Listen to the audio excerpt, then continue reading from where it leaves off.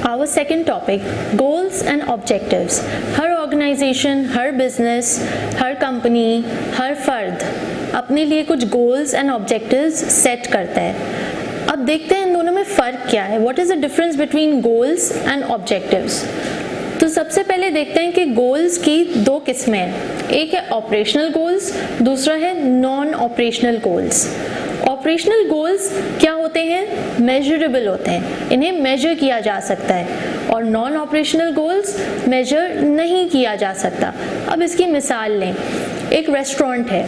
Restaurant क्या है? Business है, अपना बिजनेस चला रहे हैं। अब अगर उस बंदे को परफॉर्मेंस मेजर करनी है अपने शेफ की, कि भाई मेरा जो शेफ है वो हर रोज़ कितना टेस्टी खाना बनाता है, जो मेरे कस्टमर्स आते हैं और खाना खाते हैं, आज के दिन उसका टेस्ट का लेवल क्या था, कल के दिन उसका टेस्ट का लेवल क्या था, क्या हो रहा है, उसकी परफॉर्मेंस को मेजर करने की कोशिश की जा रही है। तो आप मुझे बताएं कि क्या हम कितना टेस्टी फूड बनाया गया है हर रोज के बेसिस में, क्या हम इसको मेजर कर सकते हैं? नहीं। क्यों नहीं कर सकते? क्योंकि ये रिलेटिव है और ये तो जो जिसने खाया खाना वही बता सकता है, और हर एक के लिए टेस्ट डिफरेंट हो सकता है। हो सकता है किसी के लिए दाल चावल बहुत फेवरेट हो और किसी को प्रॉन्स बिल्कुल पसंद ना हो, और ये हो सकता है कि किसी को प्रॉन्स बहुत अच्छे लगते हो और दूसरे को वेज ना पसंद हो। तो ये मुमकिन है कि आपके जो गोल्स हों वो नॉन मेजरेबल हो, नॉन ऑपरेशनल हो। इस तरह के गोल्स मेजर नहीं किए जा सकते। कोई आपके पास डिवाइस नहीं है to measure the taste of the food. Alright, operational goals measurable होते हैं। अगर आपने ये तय करना है कि इस शेफ ने आज सारा दिन कितनी डिशेस बनाई, तो क्या आप ये मेजर कर सकते हैं? बिल्कुल कर सकते हैं कि आज के दिन हमारे शेफ ने तकरीबन 20 डिशेस बनाई हैं और कितने घंटों में बना ली, और उसकी परफॉर्मेंस कैसी थी बनाते हुए। क्या वो एक्टिव था, या वो सुस्त था, या वो बेजारी से बना रहा था, या वो खुशी खुशी बना रहा था। ये चीज़ें हम मेजर फिर भी कर सकते हैं, लेकिन टेस्ट मेजर कर पाना मुश्किल है। Alright, operational, non operational. Next, goals specific होने चाहिए। स्पेसिफिक होने चाहिए, मेजरेबल होने चाहिए, अटेनेबल होने चाहिए, रिजल्ट ओरिएंटेड होने चाहिए और टाइम बाउंडेड होने चाहिए। और इसका जो निमोनिक बनता है वो है smart. Your goals should be smart, specific, measurable, attainable, results oriented and time bounded. Alright, specific से क्या मुराद? स्पेसिफिक से मुराद, अगर मैं किसी चीज़ की भी परफॉर्मेंस मेजरमेंट कर रही हूँ या करना चाहती हूँ, तो I should be very specific कि मुझे भाई कौन सी परफॉर्मेंस को मेजर करना है, और मेजर करके मुझे क्या अचीव करना है, मुझे क्या पता लगाना है, मुझे क्या इवेल्युएट करना है। लिहाजा मेरा गोल जो है वो स्पेसिफिक होना चाहिए। अब जैसे कि ACCA में वी नो वेरी स्पेसिफिकली कि हमें हर पेपर में एटलीस्ट 50% चाहिए पास होने के लिए। तो हमें स्पेसिफिकली मालूम है कि हमारा गोल क्या है, to attain 50% in every paper to be a pass in that subject. Now measurable, मैं मेजर करना चाहती हूँ किसी भी स्टूडेंट की परफॉर्मेंस को, उस मार्क्स के बेसिस पे मेजर किया जा सकता है। दूसरा, उसके स्कूल क्लास पार्टिसिपेशन पे मेजर किया जा सकता है। तीसरा, वो घर पे कितना वक्त लगा रहा है पढ़ने में। चौथा, उसका इंटरेस्ट कितना डेवलप हो रहा है उस सब्जेक्ट में। That would be measurable. Next, attainable, हमें ऐसे गोल्स सेट करने चाहिए जो कि अटेनेबल हो, यानी कि ऐसा ना हो कि मैं एक बहुत अनरियलिस्टिक गोल सेट कर दूं अपनी कंपनी के लिए या अपनी ऑर्गेनाइजेशन के लिए, जो कि अचीव करना नामुमकिन हो या बहुत मुश्किल हो या बहुत सालों बाद शायद तब जाके हम वो गोल अचीव कर सकें।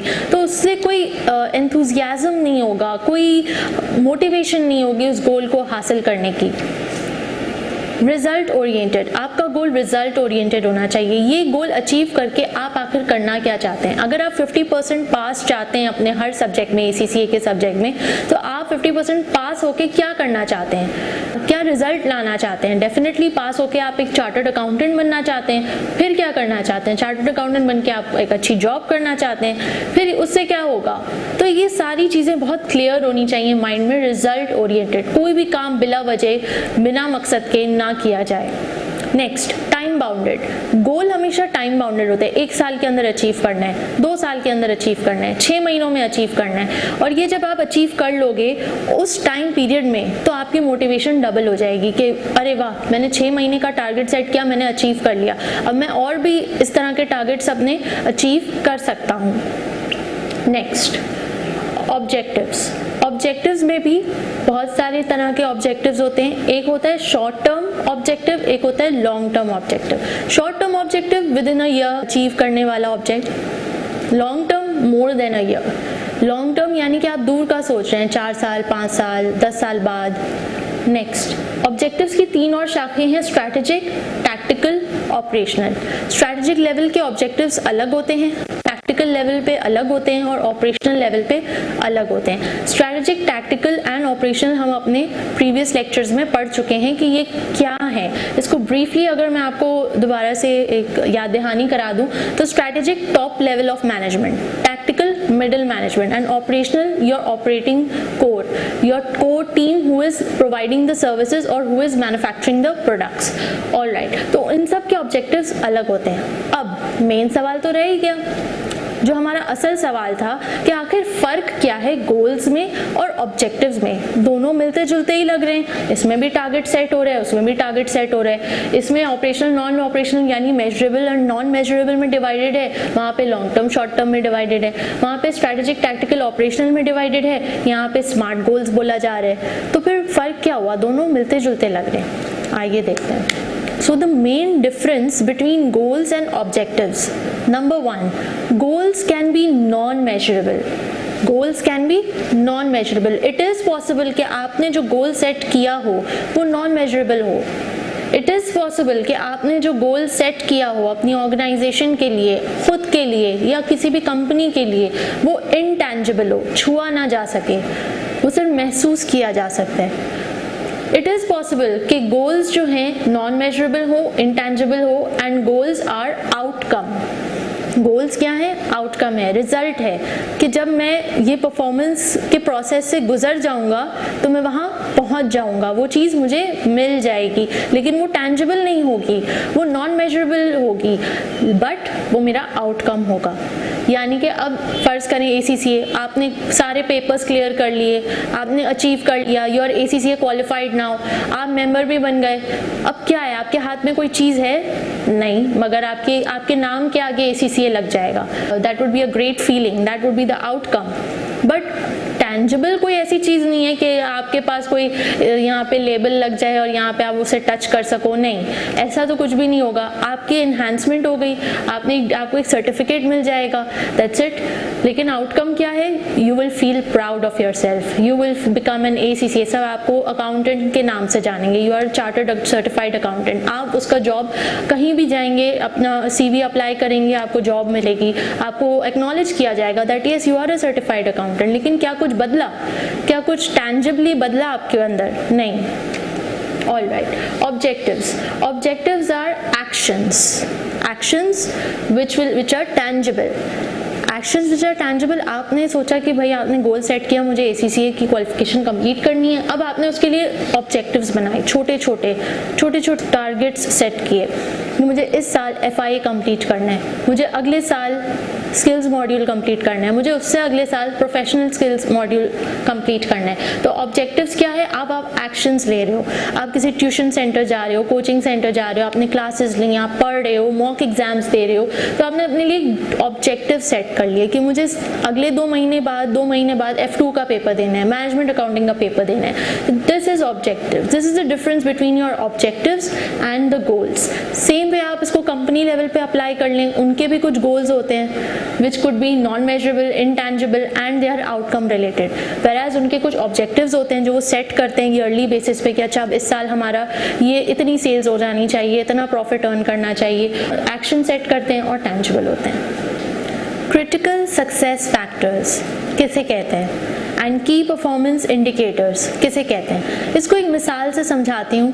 रेस्टोरेंट के क्रिटिकल सक्सेस फैक्टर्स क्या होंगे, नाम से ही आपको समझ आ रहा होगा, क्रिटिकल सक्सेस फैक्टर्स। वो कौन कौन से क्रिटिकल यानी कि इम्पॉर्टेंट, मोस्ट इम्पॉर्टेंट फैक्टर्स हैं जो कि आपके बिजनेस को सक्सेसफुल बनाने में हाथ रखते हैं। यानी कि इन फैक्टर्स को मद्देनज़र रखे बगैर उस बिज़नेस का सक्सेसफुल होना नामुमकिन है।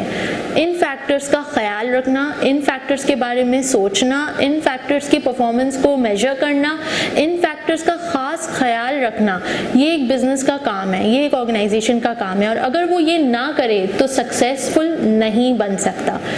ऑलराइट, इसकी मिसाल रेस्टोरेंट का मकसद क्या है? खाना बेचना, अच्छा खाना बेचना, और वो सक्सेसफुल तभी होगा जब वो टेस्टी और हाइजीनिक खाना बना के बेचे अपने कस्टमर्स को।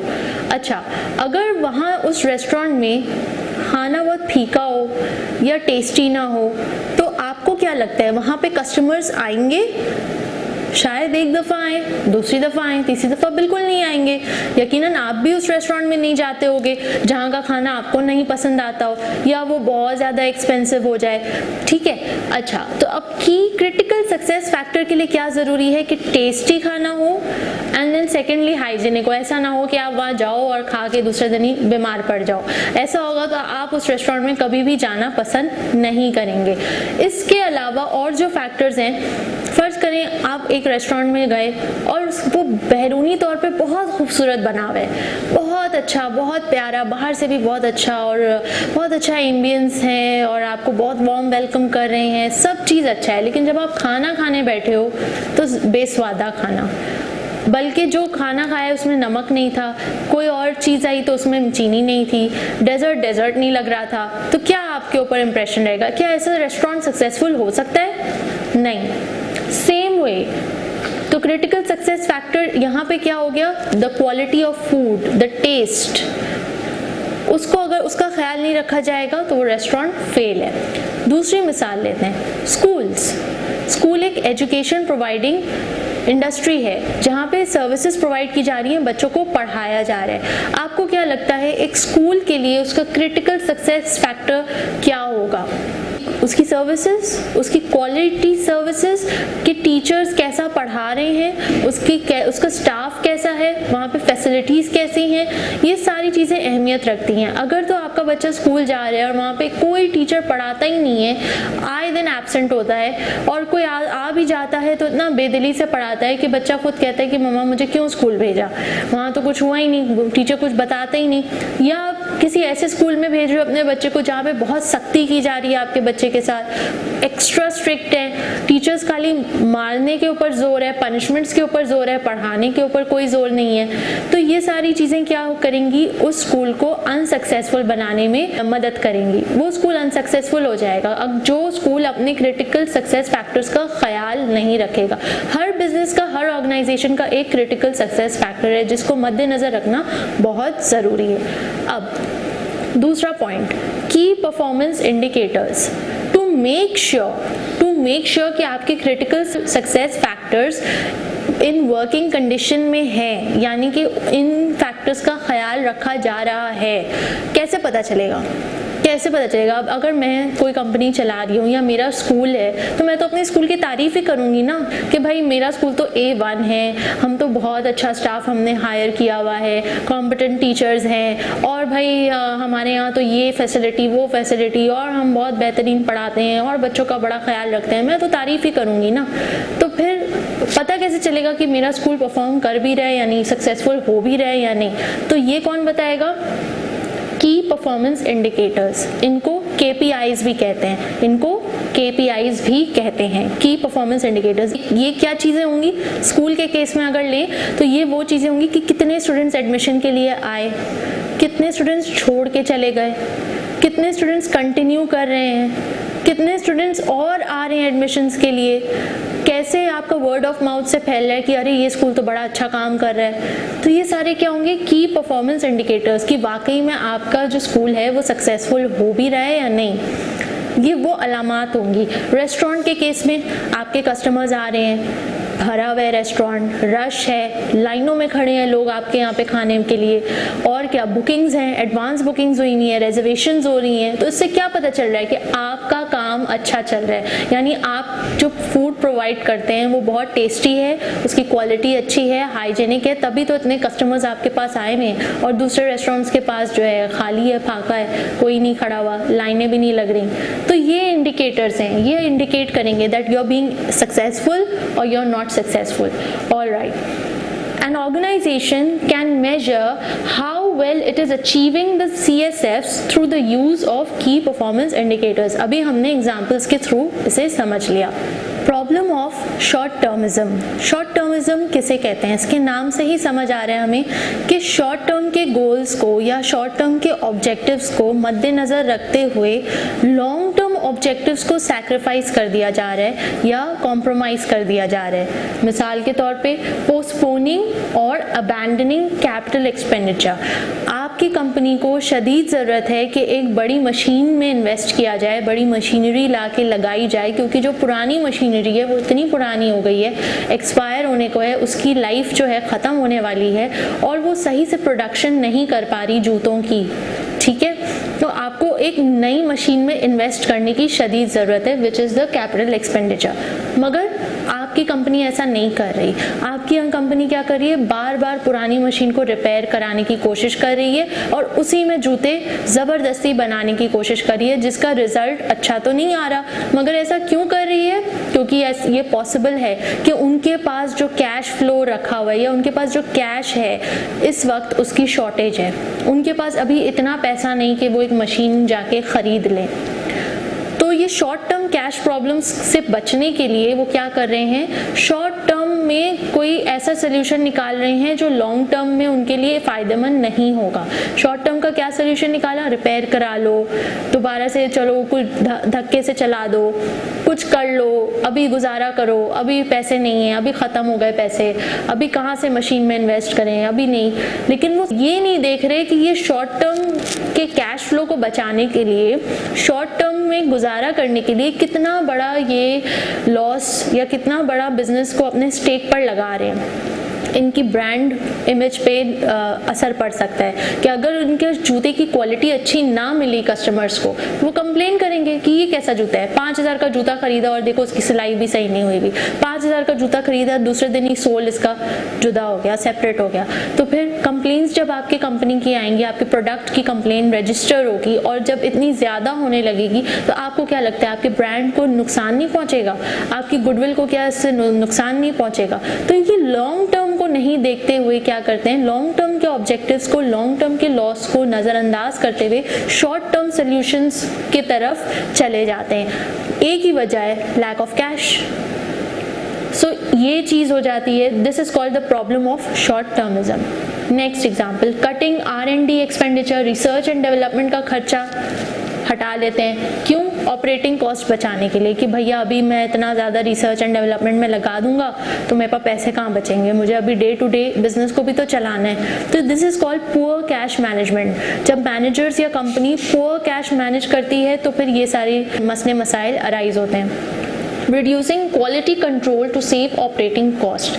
अपने क्वालिटी कंट्रोल हटा दिया, अपने रेस्टोरेंट की क्वालिटी कंट्रोल को अगर आप हटा देंगे तो पैसे वहाँ से तो बचा लिया आपने, लेकिन अगर खुदा ना खास्ता आपके खाना कभी भी ख़राब निकला, पॉइजनस निकला, तो कितना बड़ा लॉस हो सकता है आपकी कंपनी को, आपके रेस्टोरेंट को। आपके रेस्टोरेंट सू कर दिया जा सकता है। Next, reducing the level of customer service. Customer service हटा दिया आपने चंद रुपए बचाने के लिए।